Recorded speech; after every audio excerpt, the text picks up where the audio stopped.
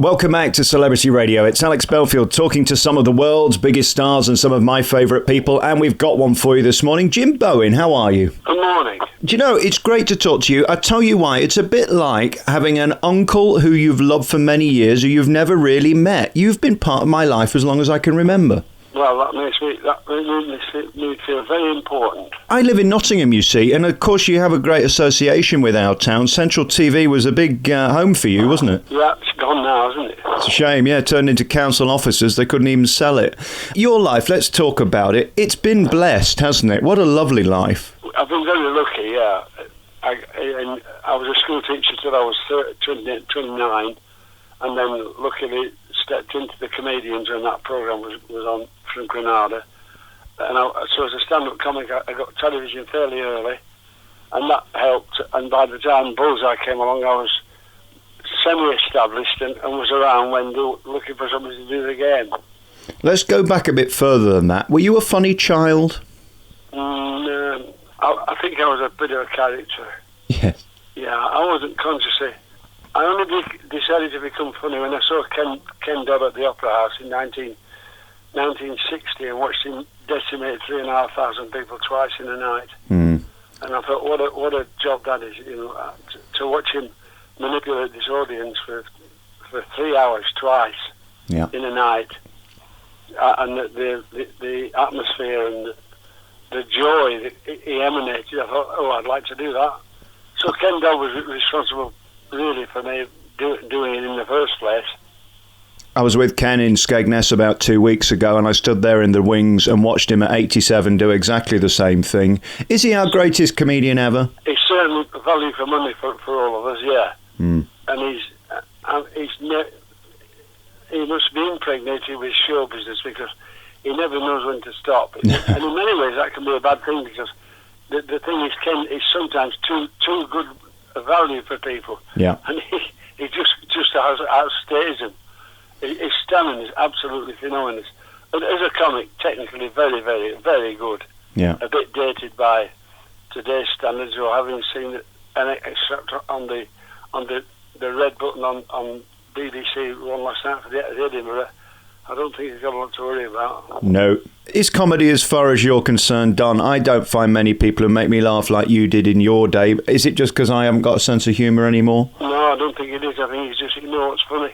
Yes. Quite honestly, these guys who go on and ramble on about the eating habits and domestic, and I don't know. It's just half of it's an exercise in self-indulgence, really. Do you know, it's very funny you say that. I find that. It's sort of like the narcissist just stand on stage talking about themselves as if I care. I'm waiting for a punchline. I quite like a joke. That's sure. And Ken certainly got plenty of those. There are not many funny people around at the moment, to be honest. I remember getting your video in the 90s, and I've still got it on my wall. What I love about people like you and of your generation is that you had a setup, you had some form of story, and then you had a punchline, and then you did it again for 90 minutes. That's sort of gone. Why can't we laugh at punchlines anymore? It's not the thing to do now in society, to laugh at punchlines. It's to laugh at situations and create it. Just when people talk about themselves and try and create a funny incident and make it into a gag. Yeah. Bob Monkhouse once said the man who tells jokes and it's funny, and there's a funny man who tells jokes. Yeah. And the funny men have gone, like the Tommy Cooper, and unfortunately, Ken can't go on forever. But they're funny men. Yeah. But to talk about somebody like David the Deal. And it's not fair to pick the heavy out, but his ilk is just not. Newman and the Deal just left me. That was the start of the death of comedy on television. Yeah. When they just self-indulgently talked about one another, and it's more intellectual comedy now. Yeah, I'm not bright enough to keep up. I think that's probably what it is. I'm not. It's too bright for me. Is it a bit depressing that all the people that you starred with are more or less gone? I mean, there is Ken left at 87, there's you. Yeah, that's all there is left. Yeah. I can't think. Peter Care's as funny as you get. And Peter was the start of it turning, although Peter's a great comic, a funny man, and a clever man. Yeah. What Peter did, he didn't disrail comedy. He sent it to a tangent where we started to look at different things to laugh at. Yeah. I mean, his last series on television, where he drove the car with the lady in, was verging on the self-indulgent, I thought. I thought it was rubbish. I didn't laugh once, I'll be honest. No, and I thought, well, what are you doing, Pete? What are you playing? But, I mean, I think the end game is we're out of fashion now, yeah. and comedy, as a commodity, has moved on. It's a different comedy now. And the comedians of today are certainly, they work harder than we did, because when we were doing it with Bernie Manning and Colin Crompton and Ken Good and all in the 70s, we didn't have to work at a night, we just learned gags. Yeah. These guys nowadays, who's the fellow who goes on television with his dad? Jack Whitehall. Yeah, it's boyhood humour, isn't it? Yeah, it is. And to have his dad on, I would find to have my dad on, being in position. I don't want to do it in front of my dad, I want to go out and make a living. It's also a bit creepy when you're doing sort of knob gags in front of your father and making... Oh, yeah, of course.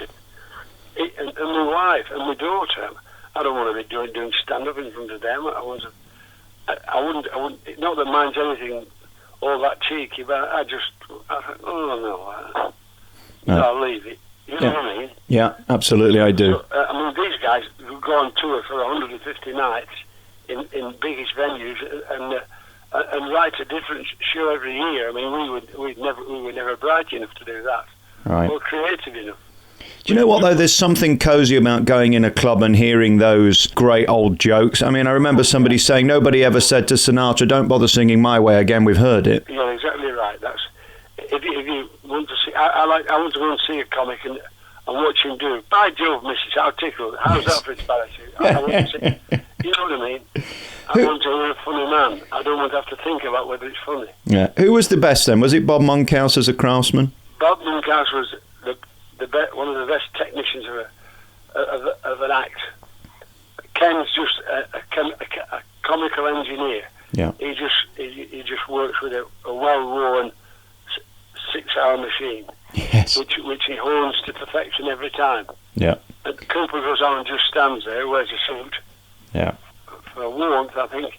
They didn't like, but it's funny, and I worship Bob Monkhouse. Bob was so good to me in the early days. But as a technician, he's a man who tells funny stories. And Cooper is a funny man. Yeah. I can tell from talking to you now, you know your comedy. The two are worlds apart. Yeah. Put Cooper in an alien situation, he'd sink like a bomb. Yeah. You know, because you've just got to have the effect of the man and just appreciate the man for what he is. Just a very funny man who does daft things. But for Bob Monkhouse, you've got to listen, haven't you?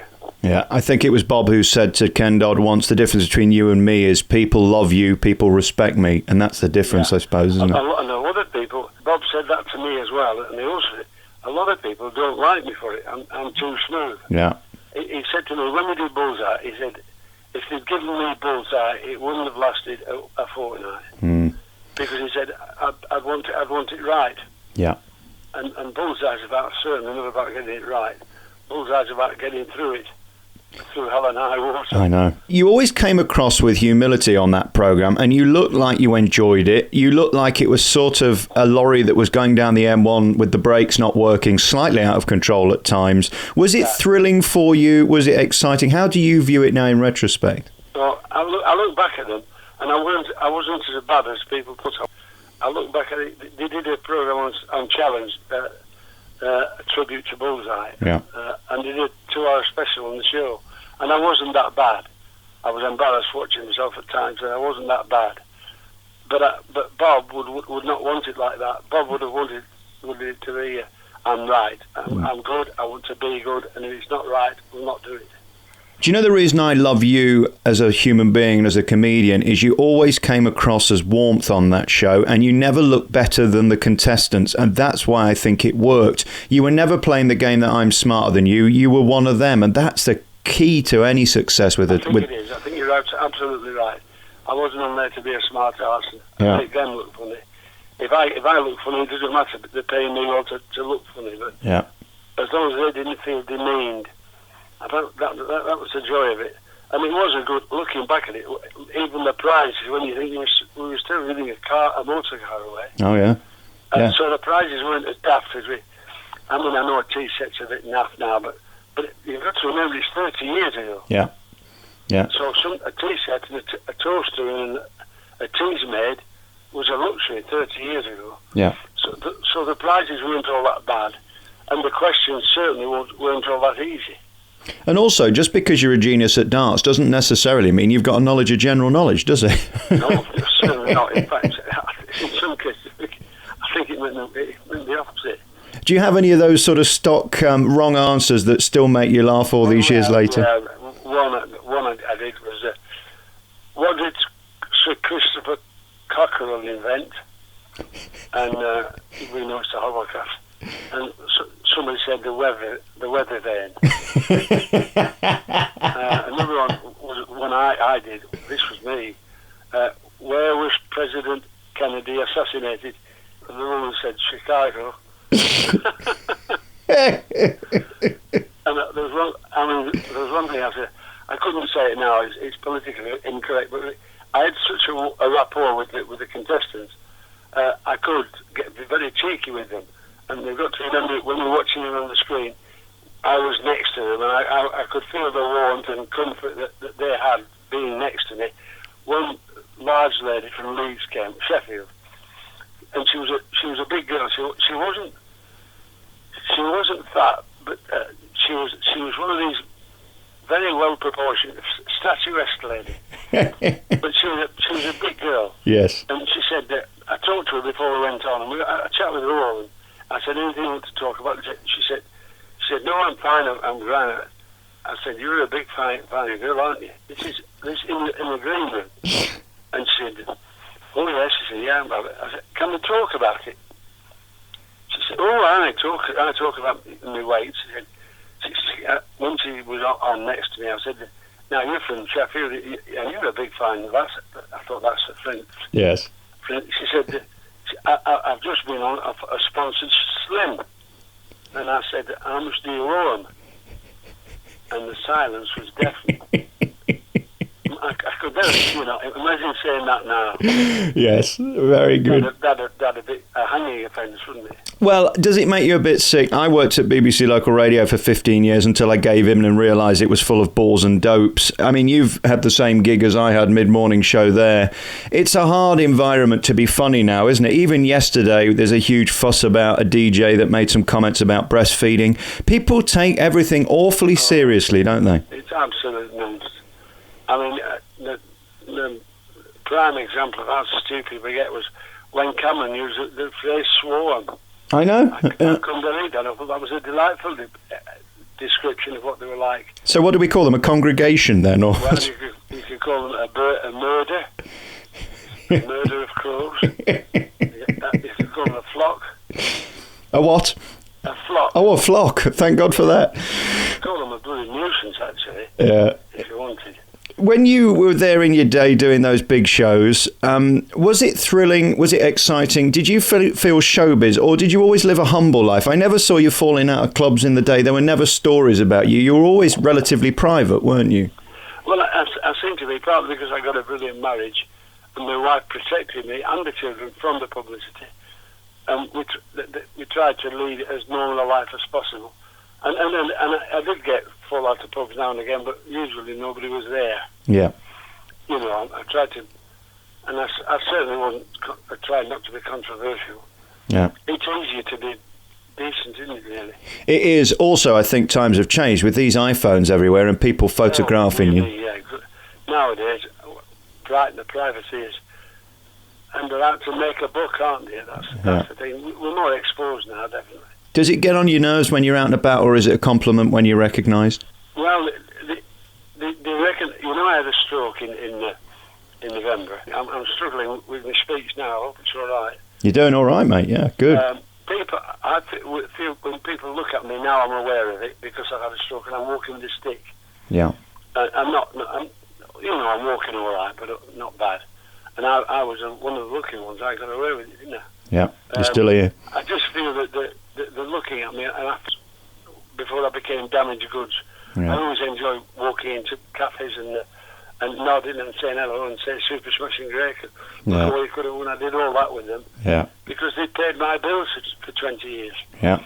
And what a great career. And people in the main, or they were then, and they still are, I suppose, apart from the iPhones and they're still predominantly, they're very polite and in this situation I find myself now, they're always very, very nice. Yeah. And very caring and affectionate. We love you, and that's the truth of it. I mean, when I look at your situation now, it must be very frustrating for you, because I'm sure in your mind you're still about 36, aren't you? Yeah, well, yeah, right, and I'm 78 this week. I've had a good life within showbiz. I've had from 1980 to 96. That was phenomenal, really. Having a game show for 15 years, going out to averaging sort of 10, 11 million. And it was a successful game, despite me almost. So I can't really complain, can I? No, you can't, absolutely not. And when you found out that it was over, did you see it as an amazing part of your life? Were you bitter, angry? How did you take that blow? All of them. Right. On a bad day, I say why, you know. And on a good day, I think, what would I be doing anyway at 78? I wouldn't be doing anything anyway. Right. Because I wouldn't be working, because there's the after dinner circuit's gone and the corporate work's finished, and I certainly couldn't do the O2. So I wouldn't have another. I used to do a good after dinner speech and made a good living at it. Yeah. But now I couldn't do an after dinner speech in today's climate. I couldn't do it because I don't think I'm an act, because all the act was talking about what I'd done, what I'd done as a career, and telling stories, humorous stories about my life. But they want more than that now. They want Phil for a starter. I get that, but never forget that people care about you, and you've been a big part, like in my life, of theirs. I mean, you can't buy that sort of legendary status. Yeah, it's nice of you to say so, but I think you are, I'm pleased to say, right. I do feel that I was a part of, well, I can tell from the emails I get and people talking in the street how much of a part of their life I contributed. Yeah. And it was a nice part. You know, I don't look back with regret or remorse or anything. I say, oh, thanks very much. Do you think the 70s comedians, particularly when we talk about the Wheeltappers and the Bernard Manning area, do you think they're maligned? Because it seems to me you can't judge someone on something they did 40 years ago when it was okay then. Times were different, weren't they? Yeah, of course they were. We were of an age, weren't we? I mean, one of the best timers of the line was Bernard Manning, without a doubt. Yeah. The man who could time a punchline, and I mean, I know some of it was horrendous, but Bernard was technically a very funny man, and of his day, it was good value. Yeah. It was good value. Shortly before he died, he invited me around to his house in Manchester to do an interview, and as I left, his parting blow was, son, next time you're passing, fucking pass. Oh, yeah, he was a very generous man, you know.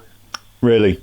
Oh, yeah, we did the Opera House in Blackpool several years ago now, and there was myself, Ken Goodwin, Roy Walker, and George Roper was not very well, and George was on first, and Bernard came to watch us, and we were all backstage, and only me saw it. Bernard went straight up to George, pushed him into a little corner, and shoved a bundle of fivers in his pocket. Oh. So, you know, get yourself away and sort yourself out. Never mind this silly bollocks. He said, get away and get yourself right. There must have been a grand there at least. Yeah, how nice. And then, of course, I just want to know how you are as we talk this morning. How you feeling? How's your life? Well, my life's all right. Fortunately, I've got a gilt-edged marriage of 59 years. Fabulous. Which is 56 years, actually. Which is something to be, well, not to be proud of, because I didn't contribute that much to it. I've just got a wonderful wife and two good kids who've done well. Yeah. And I've had a good time. As my driver once says to me now and again, we've had some good times. Yeah. Do you think one of the reasons you haven't ever gone off the rails is because you've got that stability at home? No doubt, without any doubt. Yeah. Without any doubt at all. Without Phyllis, I'd be useless. Were there moments when you were at Central churning out those bullseyes and you're at the top of your game when you sort of became a bit arrogant and over the top, or did you always keep it in perspective? I never liked to think I was arrogant. I always liked to think I appreciated the situation I was in. Yeah. Because I knew how good I was, and I wasn't as good as luck would have allowed me to be. If that makes sense. Right. I was good because I was on a good playing field. I got a successful game show which it took me two weeks in the year I spent making a series, and in 2 weeks I've done a year's work. Wow. And so I was a very lucky man. And the fact it's still repeated on Challenge must be a thrill. Well, it's going out 12 times a week on Challenge, which is phenomenal. Yeah. But it's all about luck. It's about right place, right time. Mm. I'm sure there's 90% luck. I really am.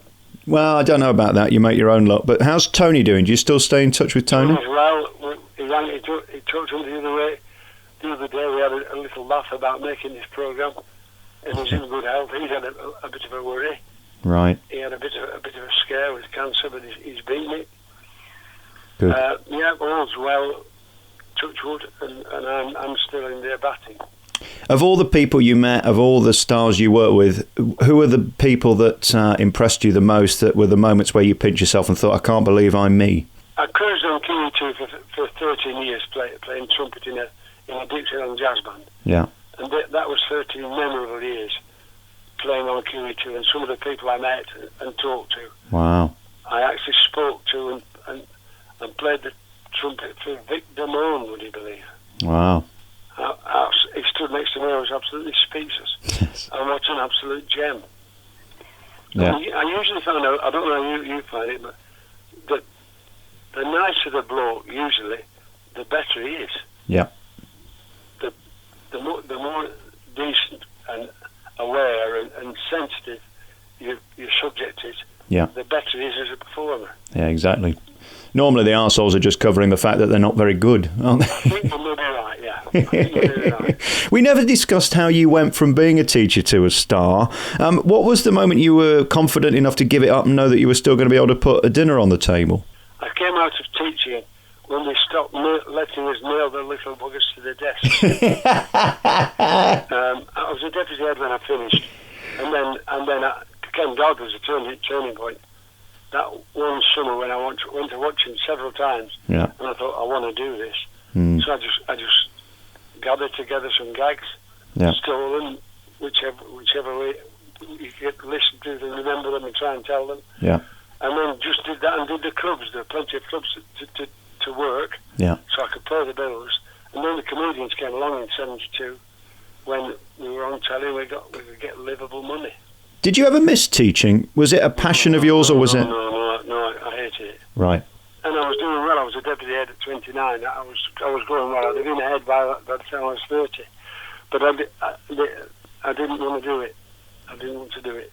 Right. It was the start of when, the fabric of society started to crumble. We had the material on television which we wouldn't even have dreamed of. Yeah. Even 5 years previous to that 10 years around the 70s to 80s, that's when we got more liberal with our standards. And it sounds like a terrible prude, and I'm not really. I'm also having a good laugh. But I just think time and place, I think. Yeah. Yeah, and you always have to keep things in context. And is it disappointing to you when you see what's gone on with U-Tree and the stars that have gone to prison and those who are maligned? Were you surprised by any of that? Oh, God, I'm appalled. And the echelons in society, which anybody can do anything, and they were doing it 20 years ago and we missed it. I look at it sometimes now. Is there anything in this country that's straight? Yeah. Doping in sport and the travel business, and I don't think that's the tip of the iceberg, to be honest. Really? I really don't. And as far as government's concerned, these affairs with politicians and well, things are finding out about it. And they're all finding out about it because of the internet, aren't they? Yeah. We're so clever at communicating, we're finding so much out about what we didn't really want to know. And as we sit here today, 78 years old, a stroke last November, and we look back at our career and we reflect on it, I mean, you must have nothing but pride because you know you're loved, don't you? You do know that. Yeah. Well, I like to think I am, and I work at it. I try to be not in a gross way, but I try to be acceptable and almost pleasant and a pleasure to be with. So yeah. So I do know and feel privileged that I made a reasonable job of it. And are you happy for your legacy to be Bullseye? Do you want to be known for that or a comedian? Oh yeah, not ashamed about that. Yeah. And the time with the band on the ships and the stand up when I was doing it was a good stand up spot when it was there. Yeah. Of its day. So I didn't do too much wrong. I don't think you did anything wrong. I wouldn't tell you. Yes, exactly. And when you watch those old reruns of Bullseye, is it like seeing your grandson on there? How do you view yourself at this point? It's funny you say that. My grandson's 10 and 9, and they didn't know I did Bullseye. Wow. My daughter had kept it from them, and when they came up week before last, it was on television, and they just watched the television rerun, and they expressed no surprise, dismay, amazement. Granddad's on, and they'd never seen me before, and they just treated it like it was nothing new. Wow, that must have been thrilling for you. That was touching. I was quite pleased. It was good. They didn't.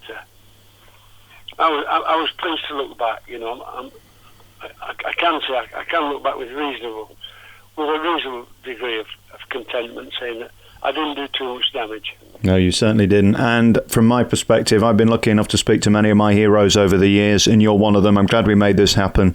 I wish you all the best. Thank you for your time. Have a good weekend. Thank you, and thank you for the memories. It's a pleasure. Cheers, Jim. Bye-bye.